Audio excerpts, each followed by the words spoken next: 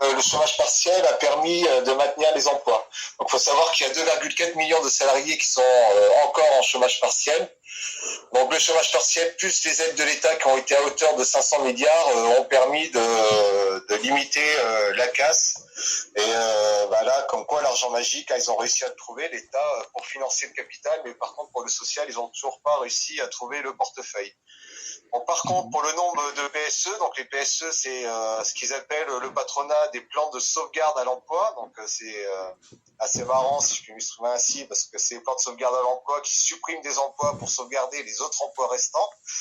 Donc il était de 804 depuis mars 2020, et sur la même période l'année précédente, on en a connu 428. Donc c'est quand même le double. Donc là, il y a eu quand même un impact sur le nombre de plans sociaux dans les entreprises.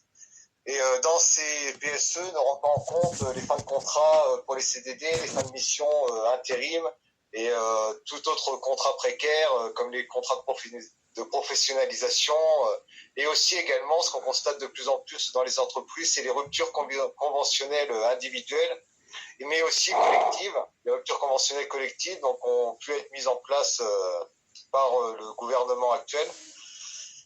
Ça fait énormément de casse et on s'en aperçoit de plus en plus parce qu'il y en a de plus en plus dans les entreprises, quel que soit que ce soit dans la grande distribution, que ce soit dans l'industrie, on en voit de plus en plus. Donc on le voit, il y a beaucoup d'outils pour le patronat pour se séparer de ses salariés. Et ces licenciements ne sont qu'une stratégie patronale pour asseoir leur vision économique, c'est-à-dire dégager de la rentabilité au maximum, quoi. Donc même si la diminution des richesses créées serait avérée, les 1000 personnes les plus riches ont mis 9 mois à retrouver leur fortune quand elle fera 10 ans aux personnes les plus pauvres pour se relever des impacts de cette crise. Et pour les plus riches, la récession elle est déjà terminée puisque la fortune des 10 personnes les plus riches du monde a augmenté, elle, de 500 milliards. Donc la bataille entre capitalistes, elle est féroce. Les plus gros mangent les plus petits, même s'ils appartiennent à la même classe et qu'ils se tiennent main dans la main contre notre classe, la classe ouvrière. Entre eux, n'empêche qu'ils se mangent et ils n'hésitent pas. Donc cette crise sanitaire, elle a fait qu'amplifier une crise qu'on connaissait déjà avant, une crise économique, une crise sociale, une crise écologique, provoquée par le système capitaliste. Mais le patronat profite de cette crise pour amplifier et accélérer les plans qu'ils avaient déjà mis en place.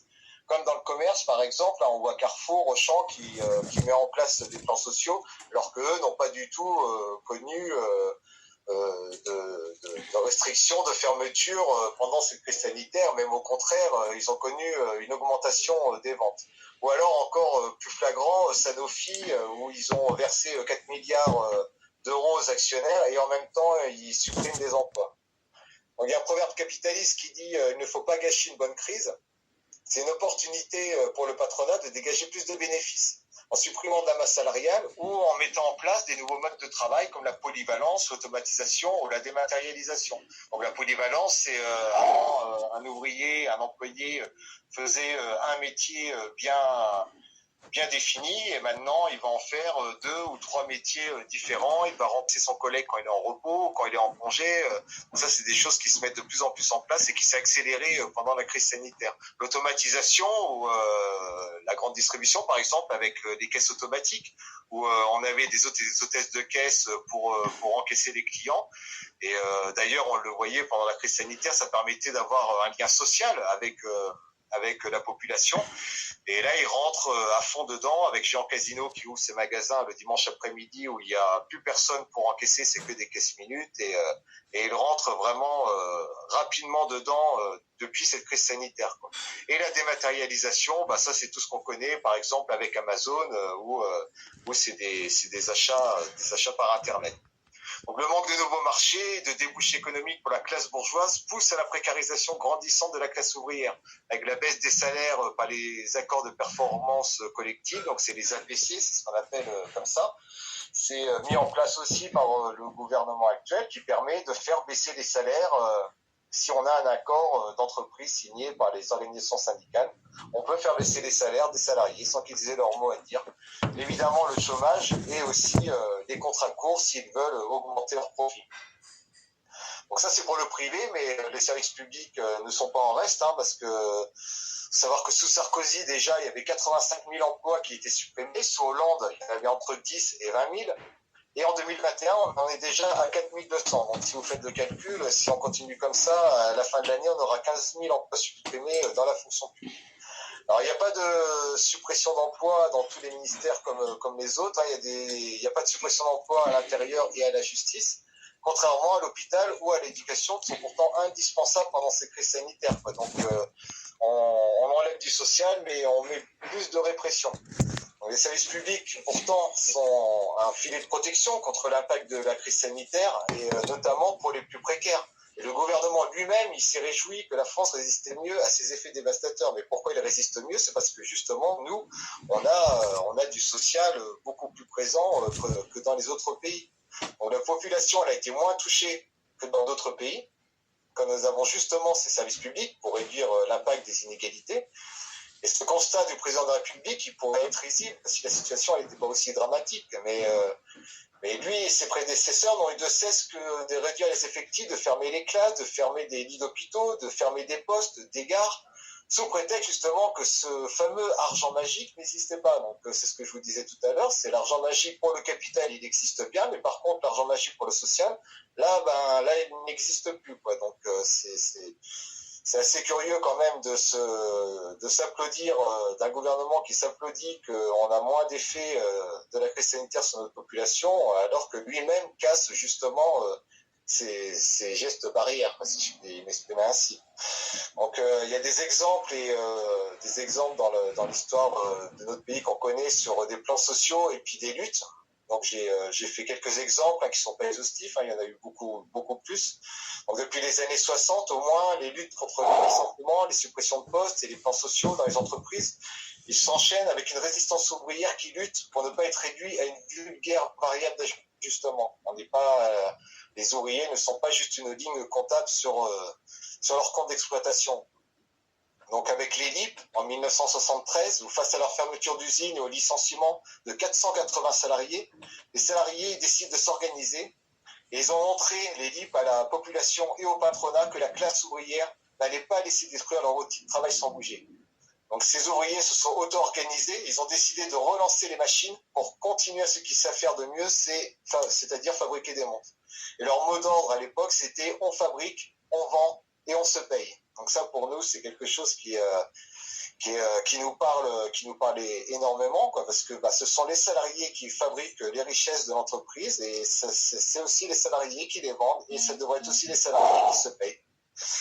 Donc, pour ceux qui veulent aller plus loin sur l'histoire des LIP, il y a un film, LIP, l'imagination au pouvoir, ou encore, puisqu'on vous dit que c'est possible. Ça, c'est un lien qui est disponible sur YouTube, qui a été fait par Chris Parker. Donc, on a un autre exemple de lutte, c'est l'élu Danone en 2001, où les salariés poussent à la convergence des luttes pour un seul mot d'ordre, celui qui nous rassemble aujourd'hui dans cette réunion publique, c'est l'interdiction des licenciements. Avec la fermeture de leur usine, qui malgré des bénéfices, les multiples plans de licenciement dans diverses boîtes, ça pousse à la convergence avec un relais médiatique et politique. Et le 9 juin 2001, il a lieu une manifestation nationale à Paris qui rassemble 20 000 personnes, avec l'absence quand même remarquée des confédérations syndicales qui ne veulent pas se mêler aux partis politiques. Et suite à ça, il y a une loi qui est votée, c'est la loi Ouigour. Mais malheureusement, cette loi-là n'empêche en rien les licenciements. Seulement, ça permet d'avoir un temps plus long pour l'échange et les négociations dans les entreprises. Mais malgré ça a eu un effet aussi impactant sur le rapport de force, parce qu'une fois votée, cette initiative a pris fin parce qu'elle a été lâchée notamment par le PCF et n'a pas du tout été relayée par la CGT. Donc cette interdiction des licenciements, même pour les seules entreprises qui font des bénéfices, n'a même pas été à l'ordre du jour de quelconque gouvernement, quel qu'il soit. Parce que trop radical dans la liberté de licencier du patronat. Mais pourtant, on pense que c'est une mesure qui n'a rien de radical, quoi. Si une entreprise fait des bénéfices, elle ne devrait pas avoir le droit de se séparer de ses salariés. Il n'y a pas du tout de radicalité là-dedans, quoi, pour nous, quoi. Donc les Conti en 2009, donc face à l'abandon de l'État et au cynisme de la direction de Continental, et les salariés ils ont laissé exploser leur colère contre des biens matériels de la préfecture sous l'œil des médias. Et la violence patronale, elle était présente déjà bien avant, depuis 2 ans, parce qu'ils sont passés les salariés à 40 heures pour améliorer la productivité, un accord qui a été signé par la CFTC, alors que déjà l'entreprise faisait des millions d'euros de bénéfices. Et résultat, 2 ans après, la direction annonce la fermeture de l'usine. Comme quoi, ça valait bien le coup de passer à 40 heures.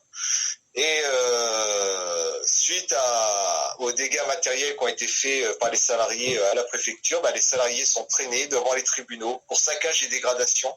Mais pas le patronat, qui pourtant, lui, est le seul responsable de ces violences uniquement matérielles.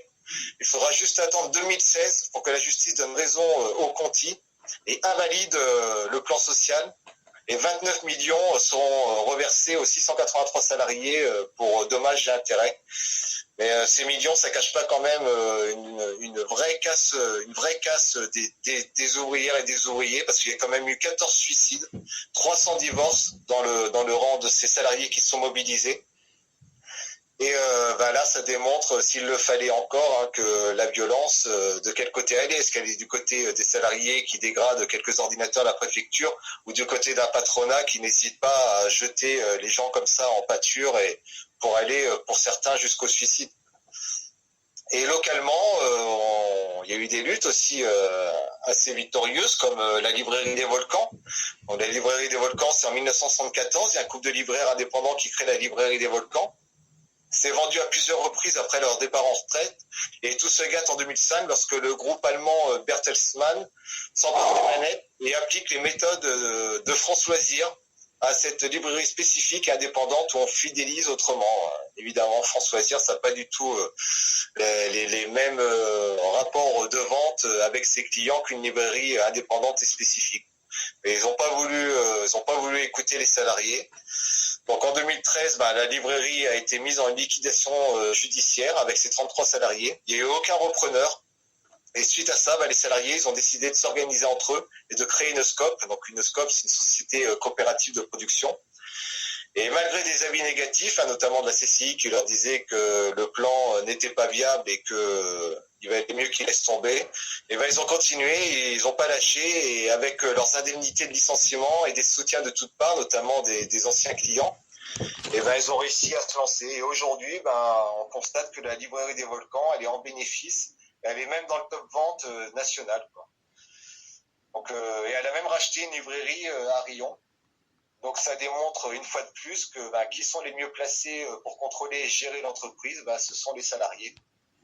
Et l'entreprise Luxfer, à Gerza, qui a été privatisée en 95, j'étais dans le domaine public avant. Cette entreprise, c'est une entreprise qui fabrique des bouteilles d'oxygène, et elle a été reprise par un groupe anglais qui a décidé de sa fermeture en 2018. Pourtant, elle aussi bénéficiaire, et en plus la seule en Europe à fabriquer ce type de produit. Et la crise sanitaire nous a démontré, s'il le fallait, que la nécessité de leur production et le risque engendré par sa privatisation. Donc les salariés, avec l'intersyndicale CGT-CFDT, ils ont déjà sauvé leur usine de la destruction. Il faut savoir que le groupe avait déjà mis les bulldozers à la porte de l'usine pour la détruire, tout simplement. Et une occupation des salariés ensuite s'est mise en place dans l'usine pour empêcher les actionnaires d'embarquer les machines de production, parce qu'ils venaient la nuit discrètement pour essayer de prendre les machines. Et les salariés étaient là pour veiller à leur outil de travail. Donc, il y a une mobilisation des syndicats et des partis politiques qui s'est mise en œuvre pour sauver le savoir-faire de ces ouvriers. Et les salariés, ils ont monté un dossier qui démontrait qu'ils pouvaient eux-mêmes faire repartir l'usine et que les commandes étaient là et que ça pouvait assurer la pérennité de l'activité pendant des années. Mais le combat des salariés, il est toujours d'actualité, mais le groupe continue à bloquer la vente et le gouvernement ne fait rien pour sauver cette entreprise. Donc il est clair que pour nous, la solution pour préserver l'emploi et la sécurité de toutes et tous, dans ces cas-là, c'est la réquisition de l'outil de travail par l'expropriation des moyens de production. Et sans indemnité, parce qu'il faut quand même savoir que ce groupe a touché 250 000 euros par an d'aide publique, même après l'annonce de son départ. Donc pour ceux que ça intéresse, il y a Le Temps des ouvriers qui a été réalisé par Arte, qui est en 4 épisodes sur tout ce qui est la lutte de classe disponible sur YouTube. Et aussi au niveau international, parce qu'il y a des solidarités internationales qui sont créées aussi pendant ces luttes. Il y a un film de Ken Loach qui sont sur les Dockers de Liverpool, qui a été fait en 1997, où là la solidarité internationale a considérablement pesé dans le rapport de force. Donc d'où la nécessité aussi de créer des liens avec les travailleuses et les travailleurs du monde entier. Donc face à ces plans sociaux, à ces licenciements, à ces départs subis de salariés qui dégradent fortement les conditions de travail des salariés qui restent. Donc il y a les organisations syndicales qui sont dans les entreprises. Donc quel rôle ils ont, ces organisations syndicales? Donc c'est d'accompagner les PSE et réduire leurs impacts par la baisse des suppressions d'emplois et d'augmenter le montant des chèques de ceux qui partent. Ça c'est le principal enjeu du syndicalisme d'accompagnement, pour le plus connu la CFDT par exemple. Et pour les plus combatifs, ils vont aller devant les tribunaux pour contester ces PSE, pour retarder l'échéance ou, s'ils le peuvent, annuler le plan social. Mais bien souvent, on le constate à court terme. On a un exemple où, à Top Office, où là, la CGT a amené la Top Office au tribunal et ils ont réussi à faire annuler le plan social parce que Top Office faisait partie d'un groupe et que l'entreprise n'a pas mis tous les moyens pour reclasser ses salariés. Donc les salariés, leur licenciement ont été annulés par la justice. Et c'est quand même un fait très rare. Donc pourquoi on en est là? C'est parce que l'entreprise, elle est aux mains unilatérales des dirigeants. Tout mécanisme sera utilisé pour démontrer la non-rentabilité de la boîte. Les organisations syndicales n'ont qu'un avis consultatif et ils n'ont pas accès à tous les documents de l'entreprise. Donc un exemple, c'est Smart, où Smart a fait 4 milliards de bénéfices en 2019. Mais l'entreprise qui se dit quand même en difficulté et doit délocaliser en Chine. Donc la cause de cette délocalisation, c'était la chute de son bénéfice. Et la chute de son bénéfice qui est due à quoi? Qui est due au scandale des moteurs truqués. Donc nous on se pose la question, est-ce que c'est réellement aux salariés de payer cette triche, quoi? Parce que c'est quand même pas les salariés qui sont à l'origine de ça, c'est les actionnaires, c'est les dirigeants de l'entreprise. Mais là, encore une fois, on le voit, les organisations syndicales, ils n'ont pas de pouvoir décisionnaire. Donc, ils n'ont pas la main sur le secret commercial et ni sur les fuites des capitaux organisés, qui permettraient de mettre à mal la stratégie patronale. Et en plus de ça, les lois aident cette opacité. Alors, quelle solution reste-t-il aux syndicats pour rester dans le légaliste? Pas grand-chose. Donc, est-ce qu'on peut lutter efficacement avec les organisations syndicales qui sont aussi partie intégrante des institutions? Donc les syndicats, à quoi ça sert, comment ils devraient être gérés? Ça devrait être un moyen d'expression pour les salariés, un outil à leur disposition pour faire remonter toutes les revendications et qui doit permettre aux travailleuses et aux travailleurs de se rencontrer, d'échanger, mais bien au-delà des murs de leur propre entreprise. On ne peut pas rester renfermé dans nos entreprises sans voir comment se passe celle des autres.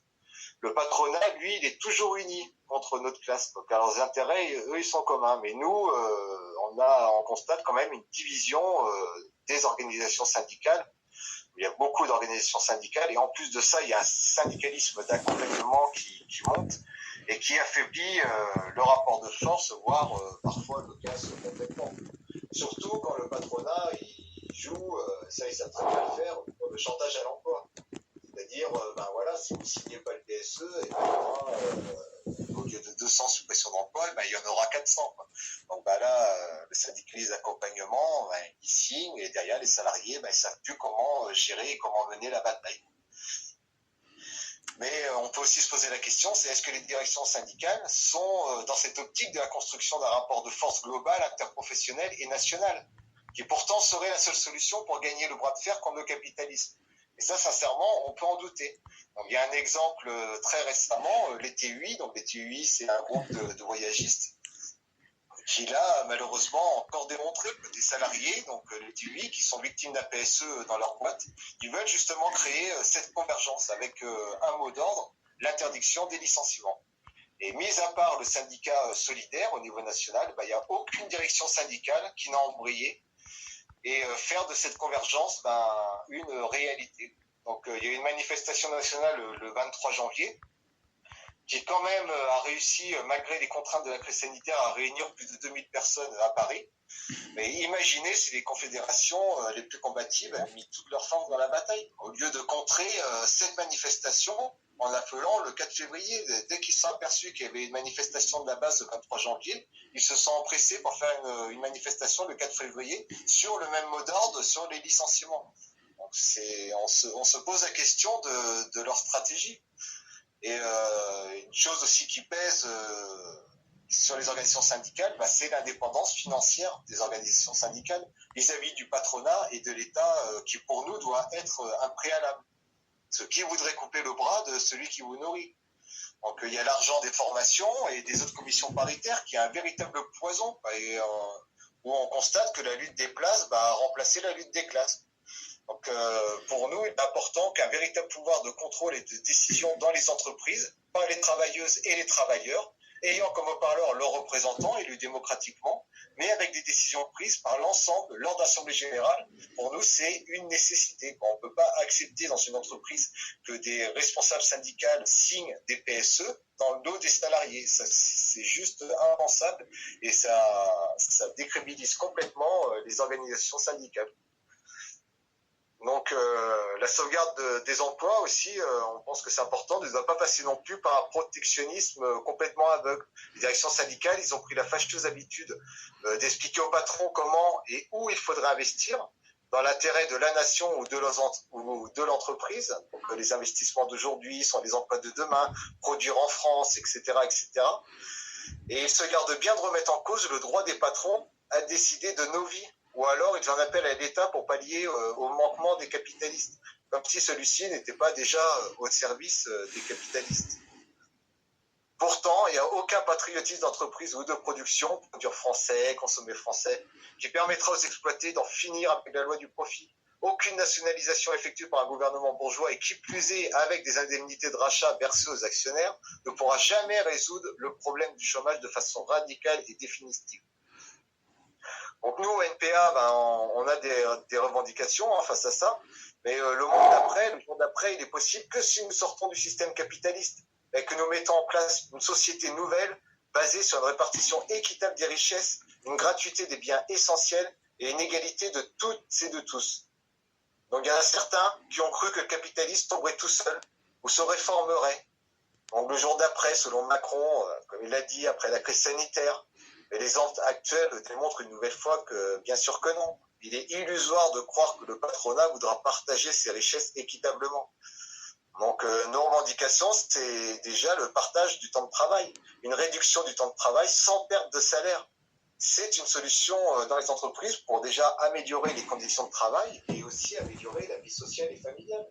On constate qu'il y a une dégradation forte des conditions de travail dans les entreprises, parce que les salariés sont de moins en moins nombreux à faire leurs tâches, et pourtant la productivité est toujours à son maximum. Ça casse les ouvriers, ça casse les salariés, et en plus de ça, la population n'a plus le temps de se donner à une vie sociale, à rentrer dans une association, à faire du sport, etc., parce que le travail, ça nous prend de plus en plus de temps. Donc attention aussi sur la réduction du temps de travail, parce qu'on l'a connu avec les 35 heures, où là, les 35 heures ont permis au patronat de geler les salaires pendant plusieurs années, et aussi de développer la flexibilité des salariés. Et ça a amené un rejet, je ne sais pas s'il est majoritaire, mais un rejet de pas mal de salariés sur cette réduction du temps de travail. Vous souvenez-vous, Sarkozy avait surfé sur les heures supplémentaires qui ne seront pas fiscalisées. Donc attention aussi à la réduction du temps de travail. Bien évidemment, c'est sans perte de salaire et c'est sans dégradation des conditions de travail. Parce que le partage du temps de travail, c'est une solution contre la précarité des contrats courts, des temps partiels subis et bien sûr du chômage. Donc mathématiquement parlant, ce partage du temps de travail, c'est sur 30% de notre productivité, 30% de notre productivité revient au patronat. Donc passer à 28 heures, ça correspond à 20%. Donc il y aurait de quoi le financer, contrairement au propos du MEDEF, qui veut constamment augmenter le temps de travail. Pour lui, ça serait passer aux 39 heures, mais payer 35. C'est sûr que pour eux, ça serait beaucoup mieux.